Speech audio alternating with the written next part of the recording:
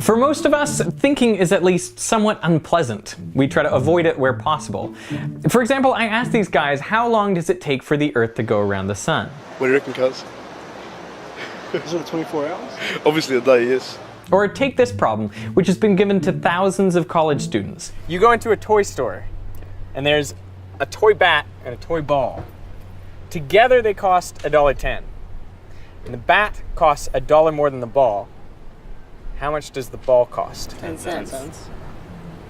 We're all wrong, aren't we? What's the answer? If you think about it for just a second, it's obvious that the ball can't cost 10 cents. Because if it did, then the bat would cost $1.10 and the two items together would cost $1.20. The correct answer is 5 cents. Now the point of these questions is not that they're difficult. Any of these people could have quickly checked their answer if they wanted to. The point is that they don't check. Because thinking is uncomfortable. It takes effort. Hey, the Earth doesn't take one day to get around the sun. It takes like a year. Now I think it would be easy to put these mistakes down to stupidity and believe that you, being much smarter, could never fall into such traps. But then I think you'd be fooling yourself. I think these examples reveal blind spots in all of our thinking due to the fundamental way that our brains work. Now, one way of modeling how the brain operates is as though there are two systems at work. Psychologists call them System 1 and System 2, but maybe it's useful to think of them as characters. So let's call System 1 Gun and System 2 Drew.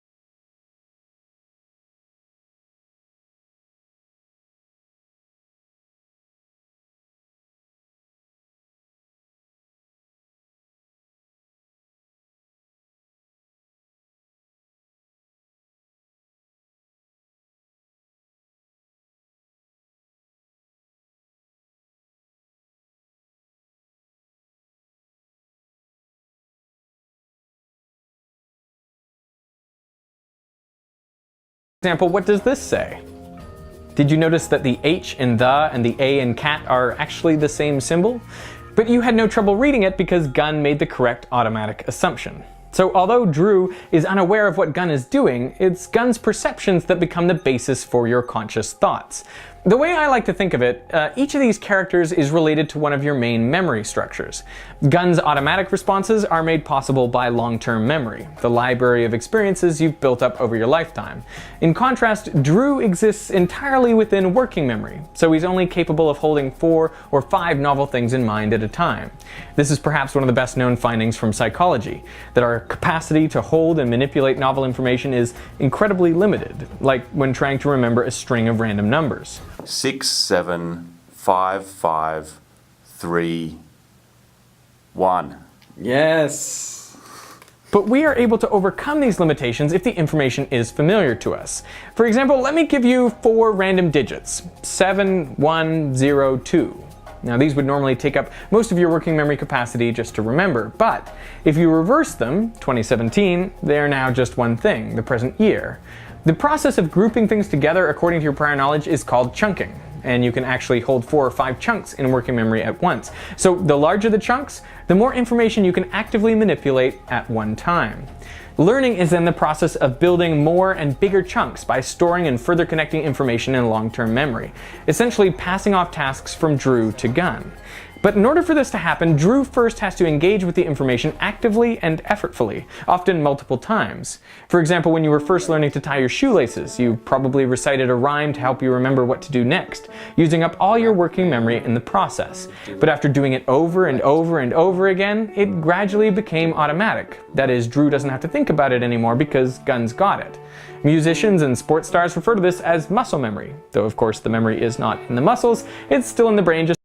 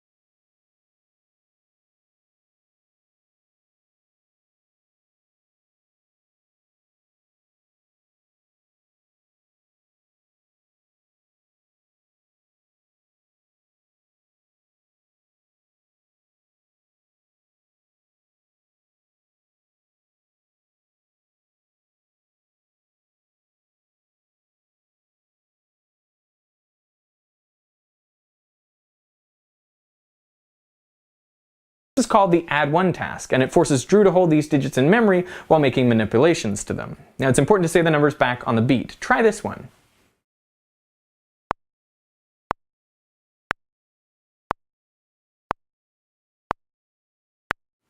To make it harder, you can try adding 3 instead of 1. Ready?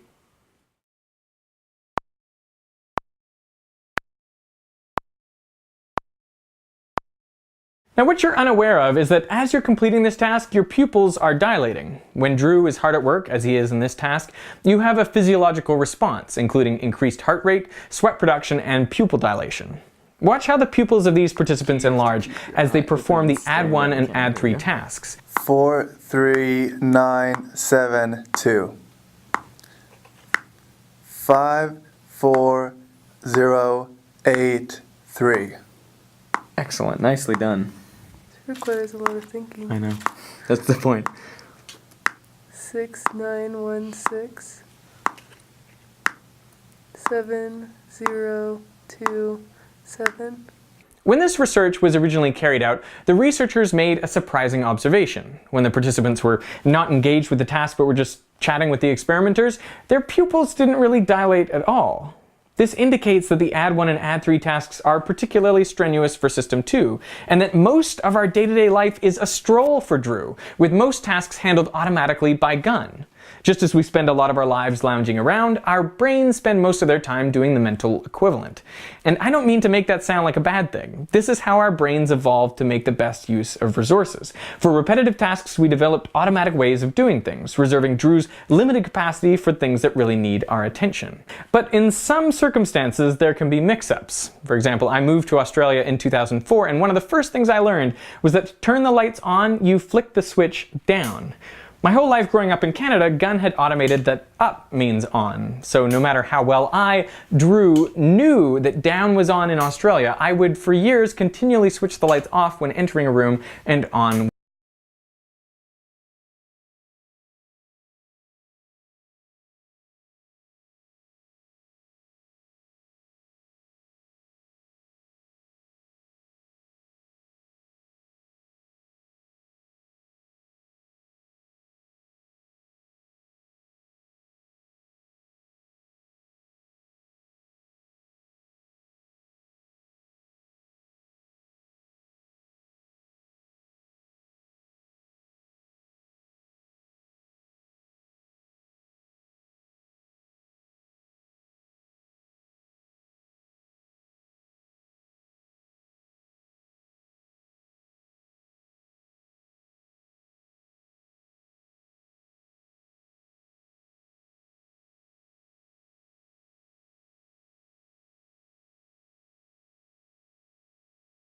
The explanation for this is simple. Since Gun can't quickly jump to an answer, he hands off the task to Drew, who then invests the required mental effort to reason his way to the correct answer. When something is confusing, Drew works harder, and when Drew works harder, you're more likely to reach the right answer and remember the experience. This is something I think the advertising industry knows about and is using to its advantage. A few years ago, again in Australia, I saw a giant billboard that had just 2 letters on it, UN. There was no logo, no indication of what it was for, and this seems to go against all the basic principles of advertising, to show what the product does, how it's better than the competition, and use clear branding and maybe a jingle to make it memorable. The goal is usually to make the message as easy to understand as possible, so Drew doesn't have to work very hard. But if you look at a lot of effective advertising today, it's changed to be more confusing. As the UN campaign rolled out across Sydney, I saw ads like this one in bus shelters. Unexplained. With UN, there is no stress, just unstress. No hassle, just unhassle. With UN, you can undo what you did. You can undrive through the car wash with the window down, or unbreakdance in front of your teenage son and his mates. UN makes life relaxing and unreal. Un your life. Be happy and live for now. Don't worry, unworry. Can you guess what the ads were for? They're actually for insurance. Now that advertising is everywhere, Gun is skilled at filtering it out. It's automatic. If I just saw another insurance ad, I never would have given it a second thought. But something that doesn't make sense? That's something Gun can't deal with, so he hands it off to Drew. This same realization has been happening in education. Lectures, which have long been the dominant teaching method, are now on the decline. Like the old form of advertising, they're too easy to tune out. And often, especially in science lectures, too many new pieces of information are presented, and that exceeds Drew's capacity because he doesn't have big enough chunks to break the material into. In place of lectures, universities are introducing workshops, peer instruction, and formats where students are forced to answer more questions, do more work than just listen and take notes. And this will undoubtedly make Drew work harder, which is good because that's how learning